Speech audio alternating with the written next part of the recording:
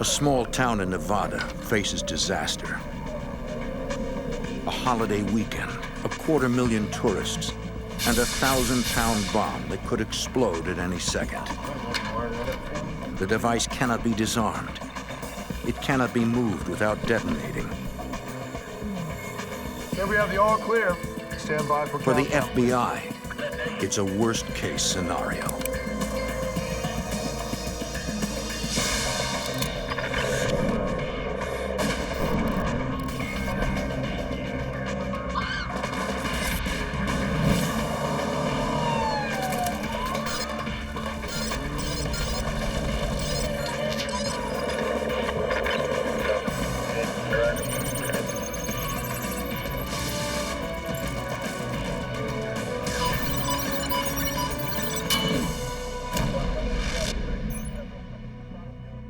In 1980, the FBI faced the largest explosive device they had ever seen. The bomb was sophisticated, carefully constructed, and designed to destroy an entire building. I'm Jim Kallstrom, former head of the FBI's New York office. Agents and bomb experts responded from all over the country. Their mission, to disarm the deadly device and stop the dangerous extortionists who built it.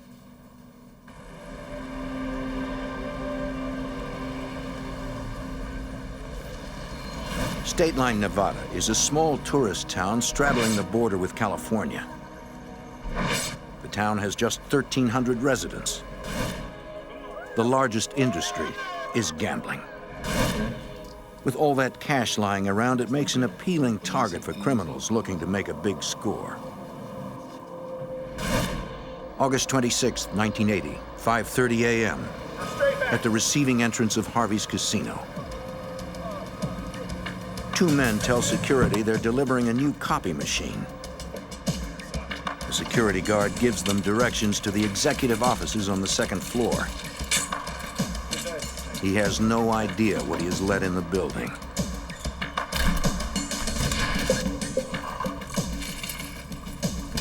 This is no copier.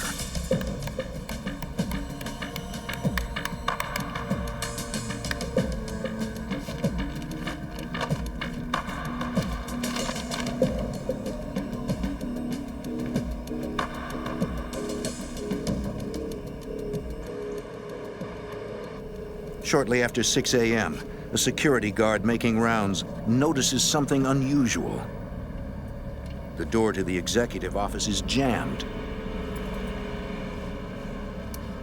It looks like the lock has been glued shut.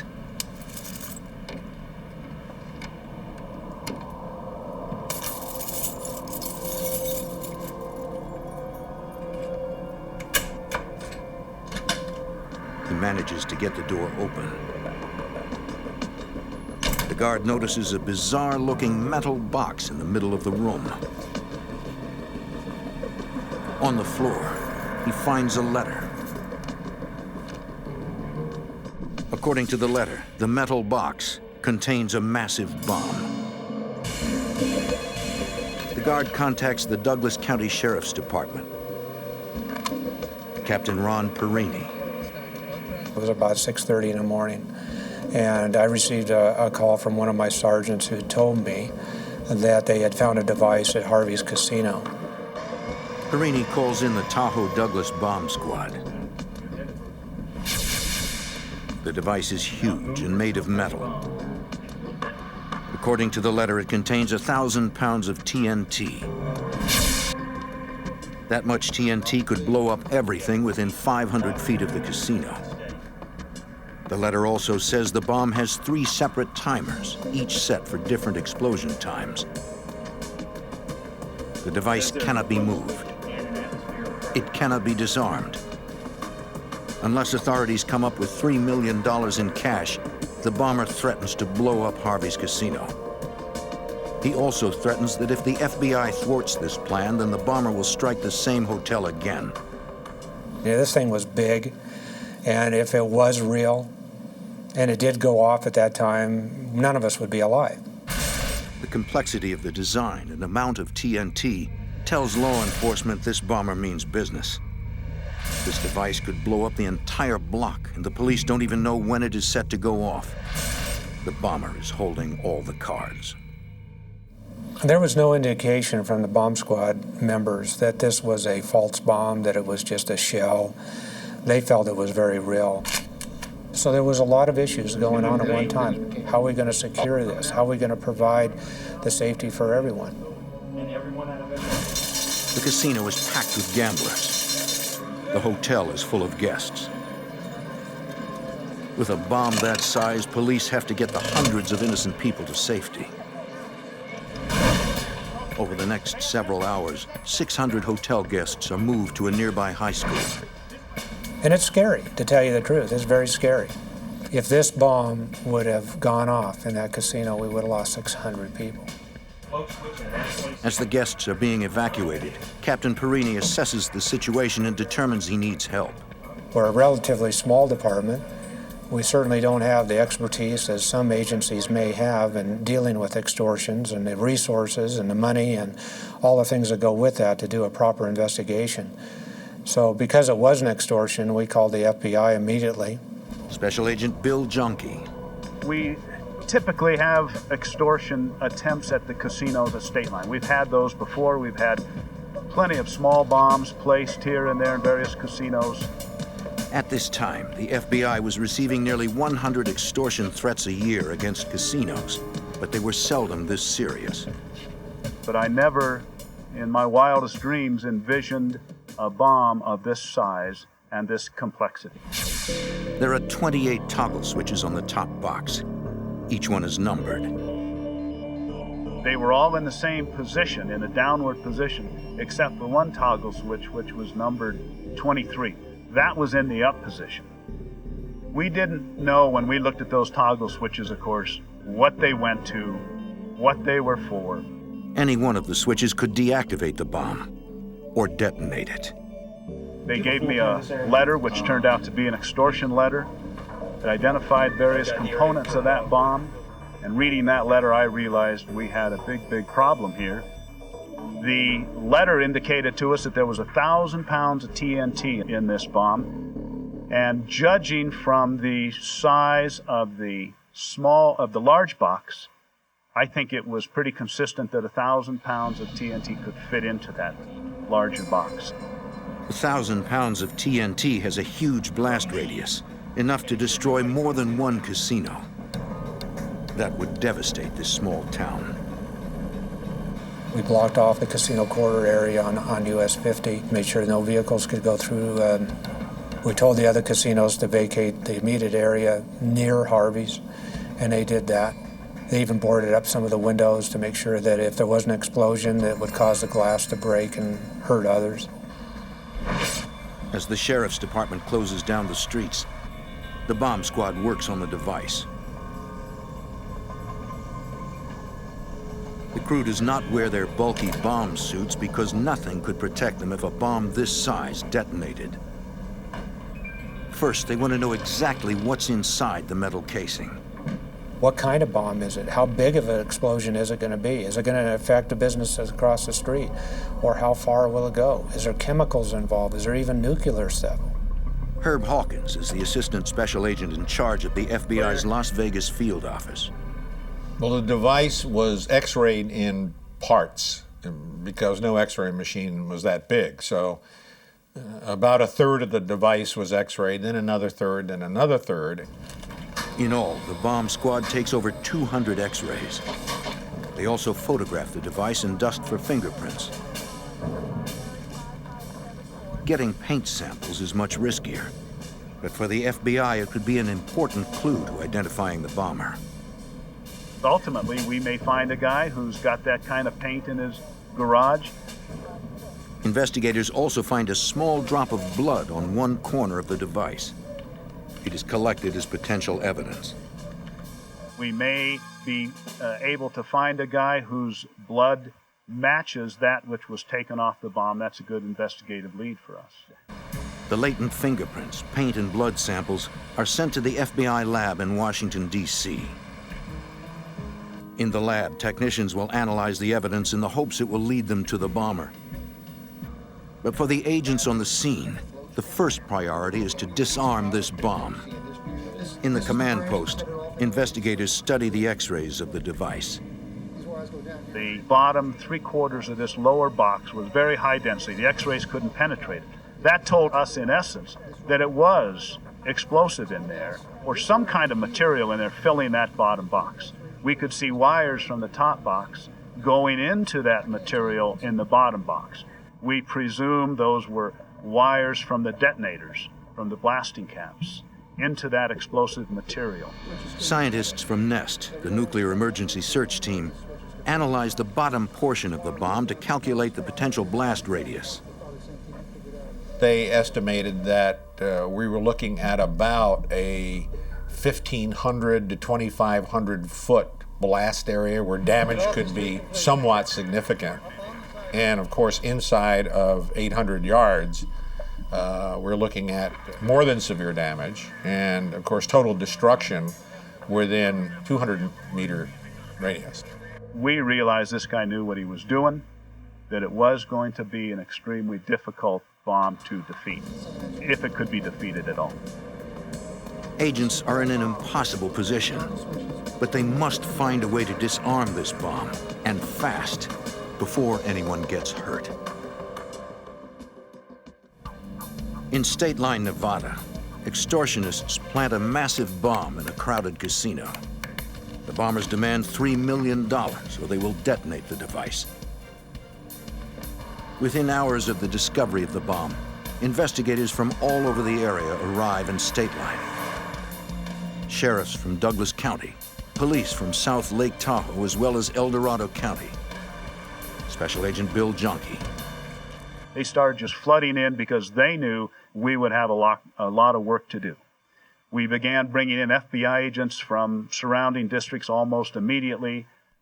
As bomb experts work on the device, agents go after the extortionists. We needed every patron in that casino to be interviewed with the chance that maybe they had seen something, a vehicle being involved in the delivery of this bomb, something. Authorities set up toll-free hotlines.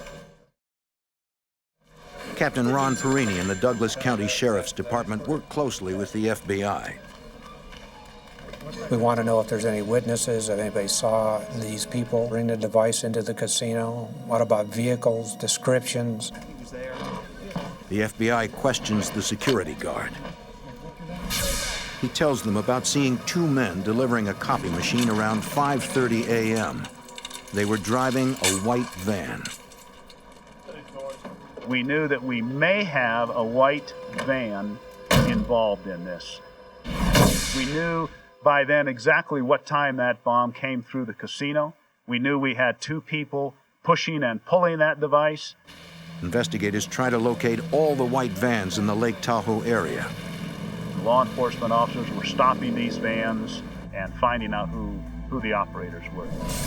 While agents on the street search for possible suspects, technicians continue to analyze the device. But the news is not good. This bomb is formidable. On that first day after the diagnostic work, the X-rays, the interpretation of that extortion letter, we realized that we weren't going to move that bomb.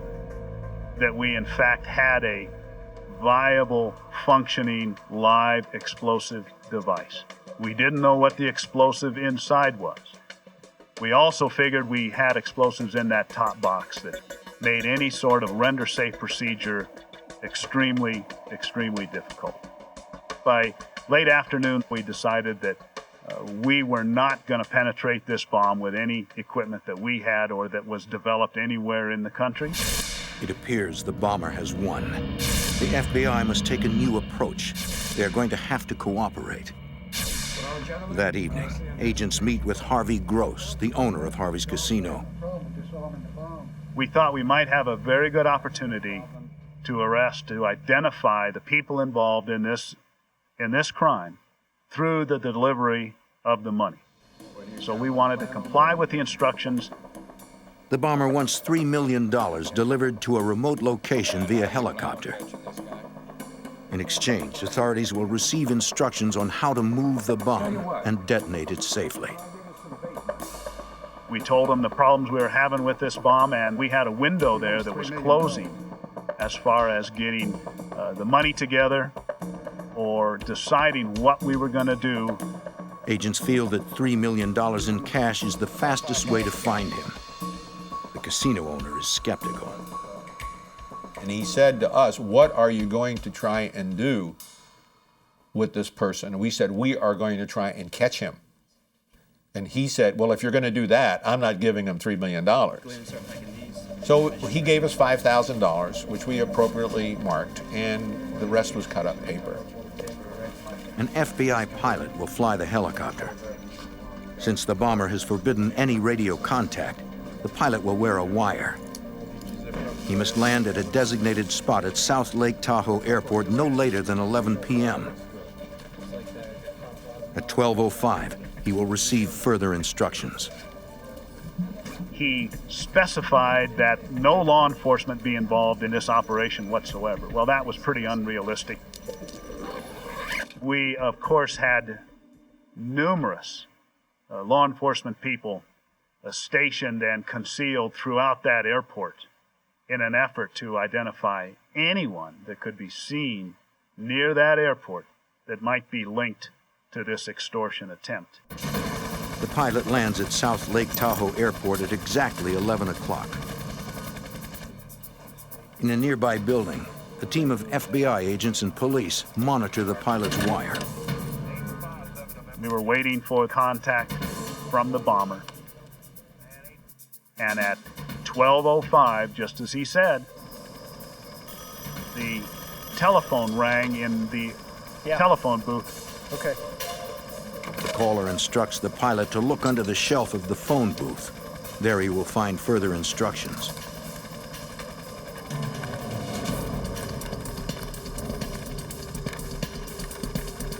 Follow Highway 50 to the west, the right-hand side in a straight line. He read that note aloud as he stood there outside the phone booth. That allowed us to hear and to know what that letter contained, and we immediately dispatched ground units in the direction that he was told to fly. The pilot is instructed to fly west along Highway 50 at an altitude of 500 feet. At some point, he will see a strobe light where he is to land. Not much altitude in the mountains like that. Very, very low, very, very hazardous for a helicopter to be that low at midnight. We were going to do the best we could to provide ground coverage for the protection of our pilot, and also obviously to arrest, to apprehend this perpetrator if that was at all possible. So immediately we had cars traveling westbound on Highway 50 for the sole purpose of either one, encountering the subject or the suspect in this case, or two, ensuring the safety of our pilot. A SWAT team flying 1,000 feet above the FBI helicopter will provide added security. The thing that always makes you more apprehensive is the unknown. We didn't know who you were dealing with. We didn't know if we had 10 people, one person, 24 that were going to meet that airplane. The FBI pilot flies west, following Route 50. He maintains an altitude of exactly 500 feet as he searches for the strobe light. That wire, please. I just fought. There is nothing but darkness below. It seems the bomber is playing some sort of deadly game, and the FBI is at his mercy. State Line, Nevada, 1980. An FBI helicopter searches a 15-mile stretch of Highway 50 for a signal from below. The extortionist who planted a massive bomb in a local casino has demanded $3 million. Agents know that appearing to comply is their best hope for arresting the bomb maker. The pilot flies through the mountains in the dark at an altitude of only 500 feet. He sees no signal from below. Assistant Special Agent in Charge Herb Hawkins controls the search operation from the ground. He came back, he flew it again. and he flew it again. We kept sending him back down the route. Hey, we're looking where we can go. We got trees and wires down here. Then after he got through with his 15 miles, we put him at 250, 300 feet, which he was scared to death. This was an experienced Marine helicopter pilot who joined the FBI. And he's flying treetops, trying to comply with and make this successful. And he keeps calling me, Herb, I got nothing. I have nothing. Everything's quiet, you know. And so I said, okay. Then at 4 o'clock, we brought him back. Stand by. It seems the bomber has won again. All the FBI's attempts to establish contact with him have failed. If he doesn't want the money, what does he want? Agents turn to their only other lead, the airport telephone booth where the bomber left instructions for the pilot. Special Agent Bill Jonke. We, of course, examined that telephone booth for latent fingerprints, and we interviewed a few people, but we basically came up with nothing. Nobody had seen anything at that airport that was suspicious in nature. So that was a dead end. We had not established contact with the extortionist. And that was of grave concern to us because we needed more communication. The next morning, the FBI asks Governor Robert List of Nevada to hold a press conference. He needs to convince the bomber to reestablish contact. This request is made due to a failure of enlightenment and a confusion in following the previous directions. The hotel is prepared to comply and is standing by as before. We had basically silence on Wednesday. I think that the people were too cautious to make another contact. For the Tahoe Douglas bomb squad, it's a potentially deadly dilemma. How can they move the bomb without knowing what's inside? It was very heavy. It was made of steel, and it was loaded with up to 1,000 pounds of explosive. We couldn't just pick it up and carry it out of there. We realized to even move it, even if we had a safe way to move, would require 3 to 4 people.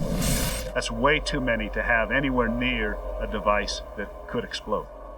Even if they can move the device to the parking lot, then what? We, in essence, have a giant hand grenade here.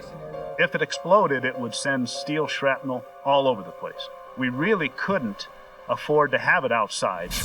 Agents and bomb experts do not know if the massive bomb is set on a timer, if the extortionist can set the bomb off remotely, or exactly how volatile the explosive material inside is.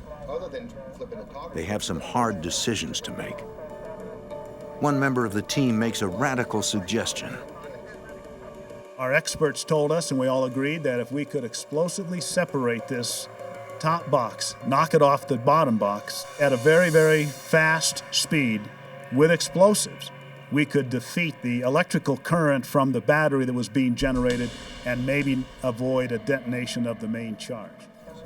The plan is to use 6 pounds of plastic explosives to destroy the top box.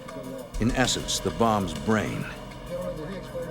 If they could sever that pulse from actually going down to the dynamite, it may not go off. Everything depends on whether or not the top box is also rigged with explosives. If the top box contained dynamite, then our explosive separation would fail because, in essence, the bomb would, what we call, sympathetically detonate. In other words, the explosion from our attempt to remove the top box would detonate all the explosives in the bomb. It's a risky procedure. The entire casino could be destroyed. They need permission from hotel owner Harvey Gross. And what he did say was, as long as nobody gets hurt, we can't keep doing what we're doing. We're going on for hours and hours and hours, and nobody can come up with a solution other than that, then that's okay. There was tears in his eyes, and he basically was giving us a directive that you take care of everyone here. Make sure nobody's harmed.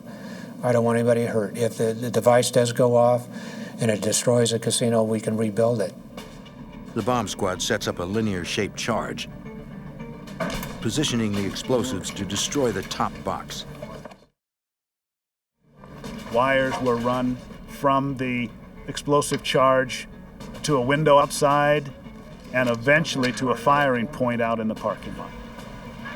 There is no way to know whether the shaped charge will successfully disable the bomb or detonate it.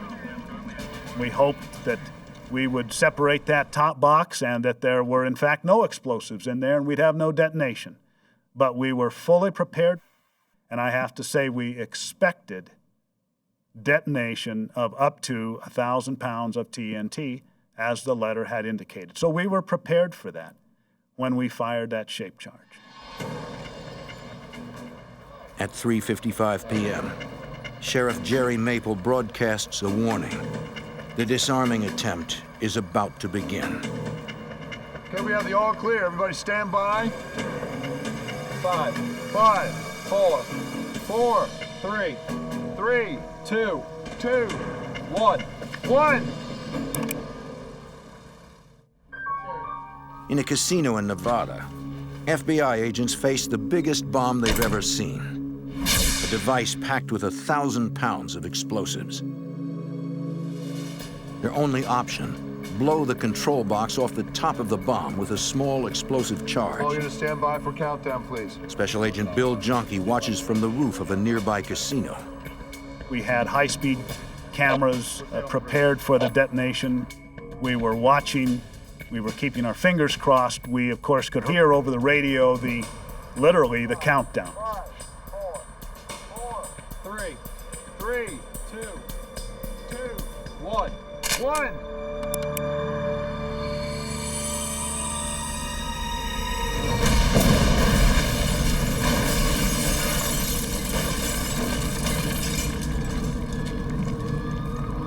The plan has failed. Part of the casino has been reduced to rubble. Assistant Special Agent in Charge Herb Hawkins. We had a major mess on our hands. We had a hotel that had been blown downward 2 stories, blown upward 2 stories. Numerous pieces of device, rebar, concrete, chips, wall, desks, furniture, all mashed up, and in some of it in the hotel, down in the hole. Some of it up on the 2nd and 3rd floor, and a bunch of it out in the parking lot. All of us probably had the same thought. We were thankful that we had not a single person with as much as a scratch. Nobody was hurt. We felt relief that the bomb, in essence, was gone. There was not a danger from that bomb anymore. Having to go back up on it for a day or two was getting stressful for everybody. So we felt a relief when that thing went off. If you destroy or damage a building, that can be rebuilt.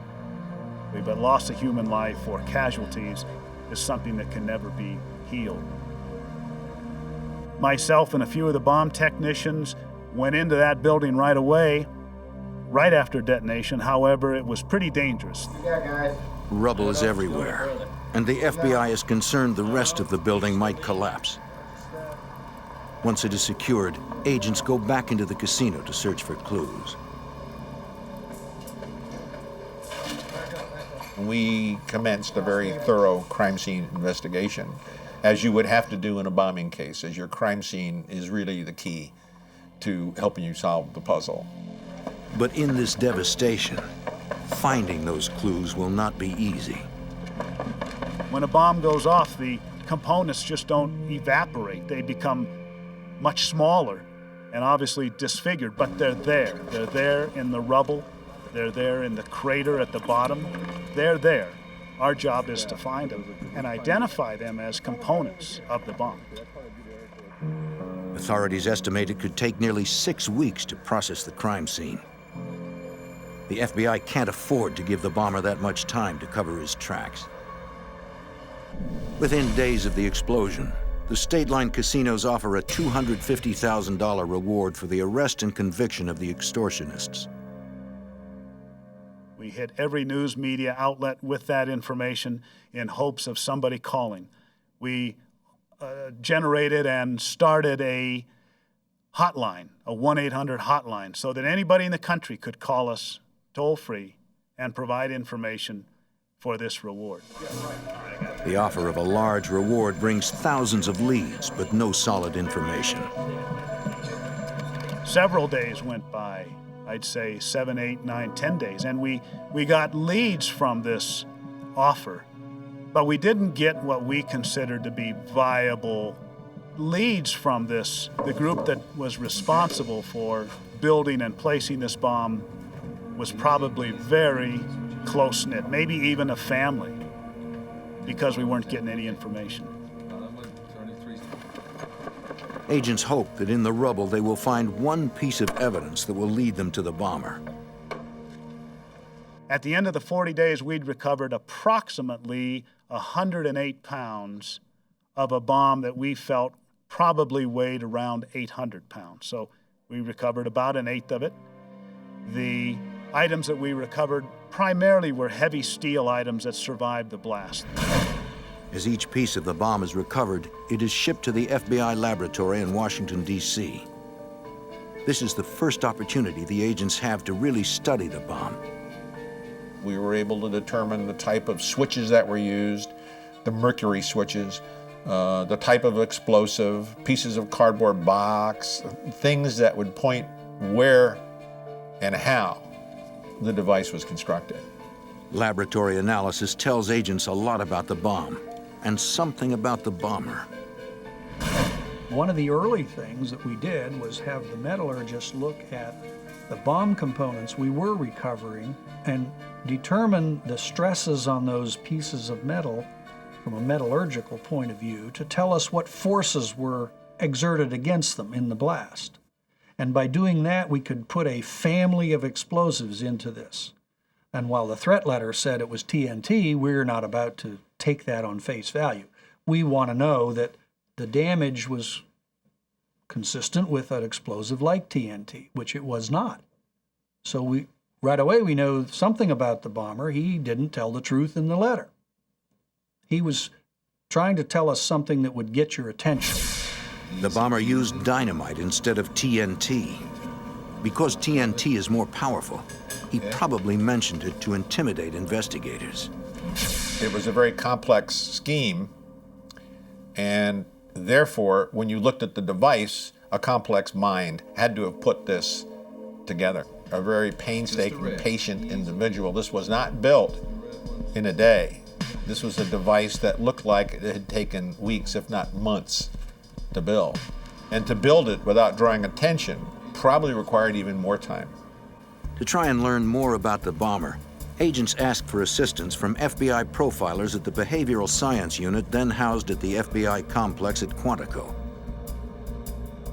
Profilers determined the bomber is probably a male, in his late 30s or early 40s, with some sort of bomb-making experience. Based on the complexity of the device and the letter, they feel the bomber is egocentric. He believes he can outsmart investigators. And the bombing profile is extremely difficult. It's not like a murder where the guy leaves certain fingerprints at the scene. Bombing is a lot more complex. Personal, when you shoot somebody, it's more impersonal when you build a bomb and you put it under his car and turn around and walk away. You don't have to sit there and watch. He doesn't like to get close to his victims.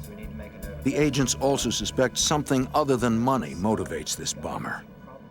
Is this a terrorist act? And what's the goal of this particular act? Is it to just make money? Are these people involved with narcotics and drugs? Do we have organized crime, the mafia? We did not believe that organized crime would try and pull this type of thing.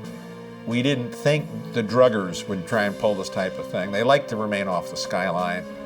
Investigators are running out of leads, and the bombers seem poised to strike again. In Reno, 40 miles north, 4 more casinos received bomb threats.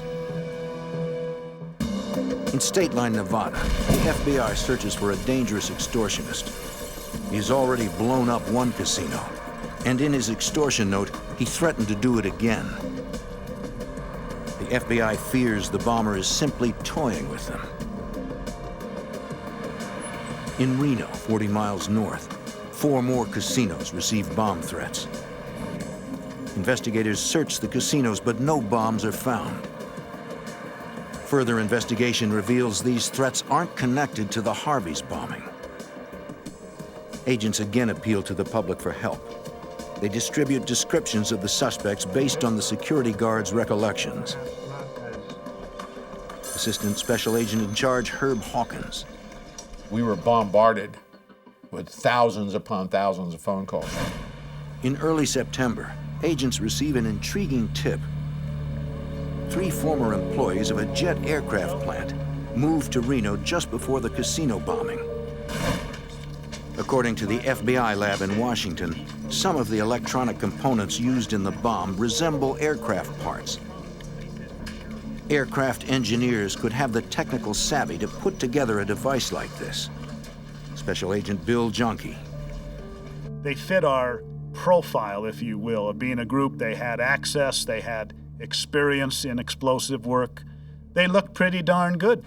And we spent a lot of investigative man-hours looking into these people and covering the leads from this group that extended nationwide. We focused on this group with a lot of our resources for 2 to 3 weeks before we were finally able to eliminate them as suspects. It's one of many dead ends, and the bomber has gone strangely silent. Desperate for leads, investigators review every phone tip they have received since the bombing. Assistant Special Agent in Charge Herb Hawkins wades through thousands of memos. On October 1st, a small tip catches his eye. A motel owner saw a white van leaving her motel in South Lake Tahoe an hour before the bomb was delivered.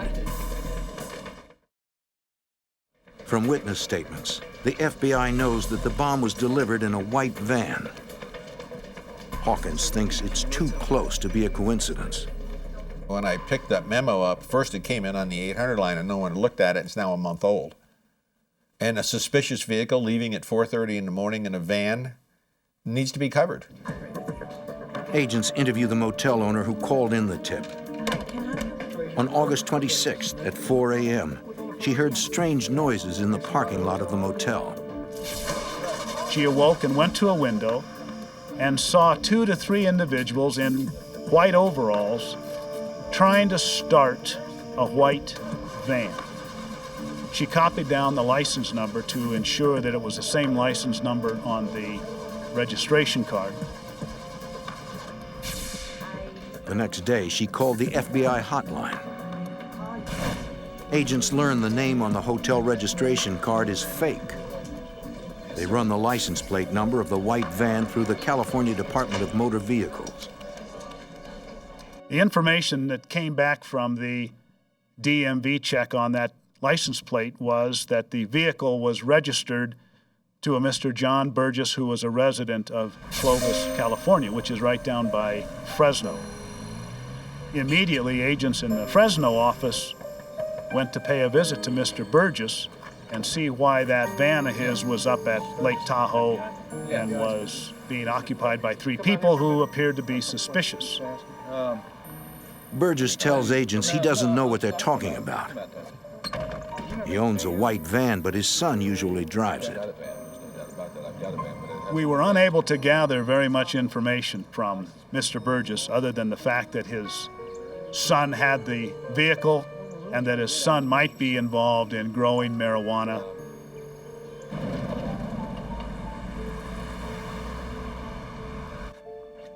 Agents interview Burgess's son in Fresno. They ask him what he was doing in Tahoe at 4 o'clock in the morning and why he used a fake name on his registration.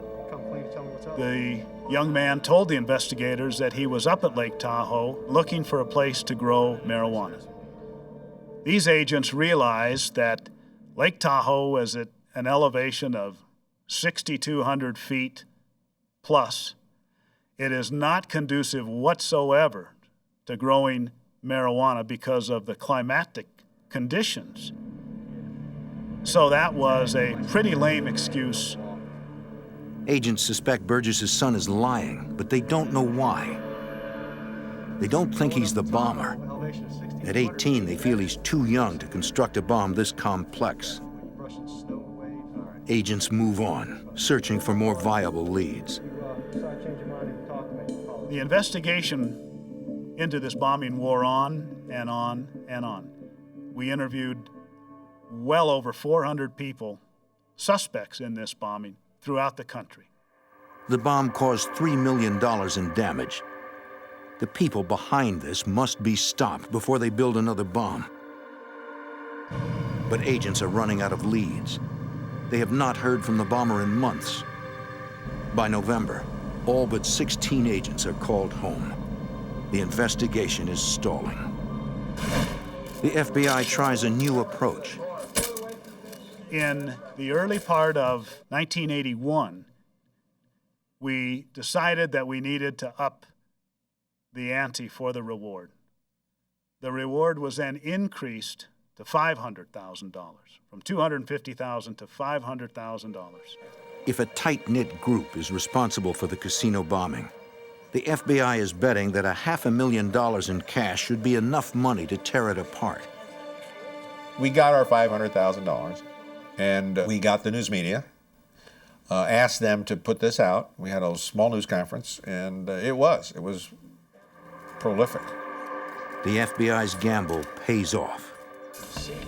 And it wasn't but a very short time, maybe a few days, that our phone call came in. A young man called the Fresno office of the FBI and told them that we had been close, but we weren't on the right guy.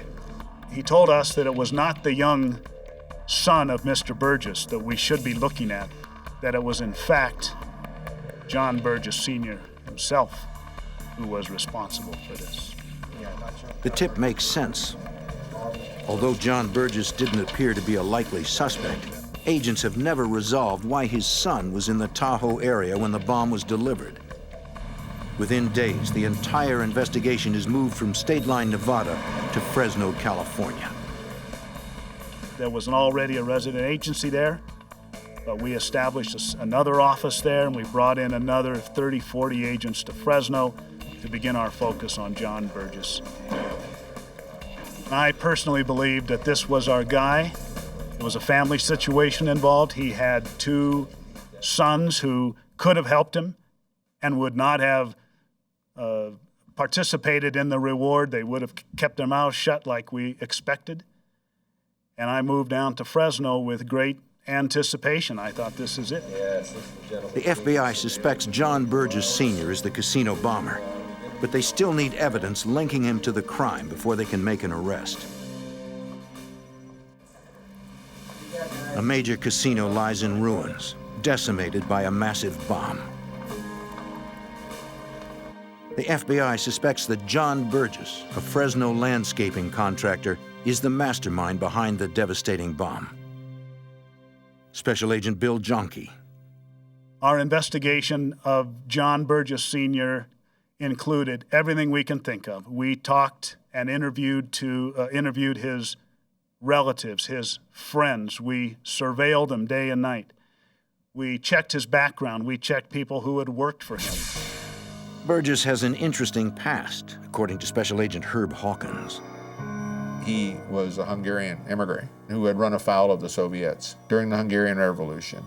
He went to a slave labor camp, exiled by the Soviets to that area, and had a great amount of work with explosives. Through interviews, agents learn that Burgess is in financial trouble.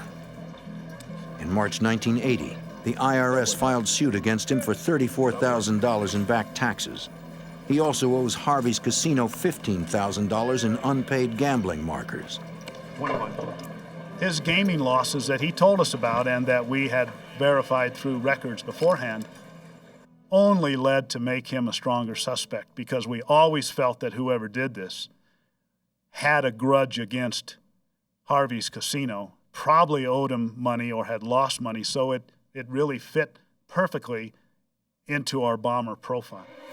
Agents feel John Burgess has the skill and the motive to bomb Harvey's Casino. Now they need to prove it. Myself and another agent were assigned to contact Mr. Burgess every single day 7 days a week. Just pay a visit to him and talk to him, get him to talk. Some days he'd yell and scream at us and wouldn't let us in. Other days he'd let us in and talk to us. Burgess is very egotistical. He likes to talk about his successful landscaping business and his skill in electronics. The profilers were correct. Things started to fall into place in terms of background. Now we needed to find out, there in Fresno, did he build the device there, and where did he buy the stuff to do this? You have a bombing, one of the first things you do is you start looking around for thefts. Where could this stuff have come from? They could make it themselves, they could import it, they could steal it, they could buy it. You go to the ATF and pull all the theft reports. Agents learned that 1,000 pounds of dynamite was stolen from a construction site near Burgess's home prior to the casino bombing. So the puzzle started to come together, and it was time that we got people to start talking to us from inside the family. Agents interview a member of Burgess's extended family who owns a large turkey farm near Fresno. They're particularly interested in the switches on a feeding mechanism Burgess constructed for the farm. It was identical to the construction of the bomb. It was the same type of plastic material that he used, the same kind of soldering that he used. Agents turn up the pressure on Burgess's sons and finally persuade them to talk. Both kids in general told us the same story, that initially their father had asked them to participate in this extortion attempt. Both kids were not anxious to do it. They didn't want to do it, but they had loyalty to their father. And they at times provided some labor. Burgess's son admits he did not grow marijuana. He made up the story to protect his father. The FBI learns that 2 employees in Burgess's landscaping business were the men who delivered the bomb to Harvey's casino.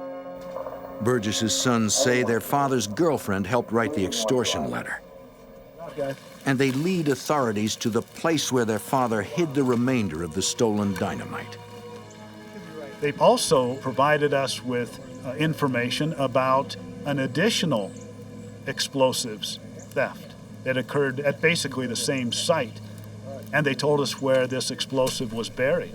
600 pounds worth of dynamite was buried in a dry creek bed outside of Fresno.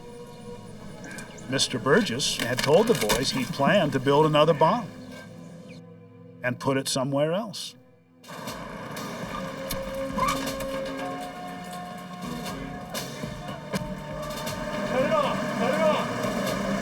On August 16, 1981, John Burgess is arrested as he tries to leave his home. Burgess and his co-conspirators are charged with commercial extortion and conspiracy. Burgess's sons plead guilty to conspiracy and are sentenced to probation. On April 15, 1985, John Burgess is convicted and sentenced to life without the possibility of parole. The FBI lost a building, but the operation was a success. No one lost their lives, and the FBI captured the bomber before he could strike again. So we learned a lot about processing large building bombing. What you have to do first, second, and third, where the pitfalls are, where the dangers are. Now, unfortunately, since then, all around the globe, we've had opportunities to practice the lessons and refine the lessons that we learned there.